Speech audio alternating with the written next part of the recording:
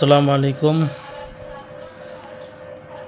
সুপ্রিয় দর্শক, আমি আমার চ্যানেলে একটা নতুন ভিডিও আজ আপলোড করতে চাচ্ছি। সেটা হচ্ছে ইরান এবং ইসরায়েলের মধ্যকার যুদ্ধ নিয়ে।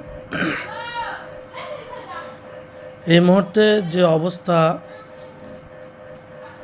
তাতে যে তথ্য আজ পর্যন্ত আসছে বিভিন্ন মিডিয়ায়, যে আমেরিকা সরাসরি ইরানের বিরুদ্ধে যুদ্ধে অংশগ্রহণ করতে যাচ্ছে এবং তার যে B-2 বোম্বার বিমানটা, সেটাও ইরান থেকে মাত্র 4000 কিলোমিটার দূরে তারা স্থানান্তর করে রেখেছে।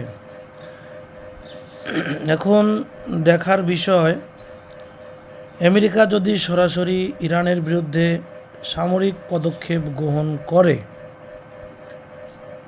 তাহলে শক্তিধর সামরিক রাষ্ট্র যেমন চীন, তারা ইরানের পাশে কতটুকু সামরিক শক্তি নিয়ে দাঁড়ায়, এটা এখন দেখার বিষয়। তারপরেও আমেরিকা যদি সরাসরি যুদ্ধ হামলা করে ইরানের বিরুদ্ধে, ইরানের যে পারমাণবিক স্থাপনা, যেটা পাহাড় থেকে প্রায় 300 মিটার নিচে, 300 ফিট নিচে, সেটাকে ইসরায়েল একা একা ধ্বংস করতে পারবে না। ইসরায়েলে সে সামরিক সক্ষমতা নেই।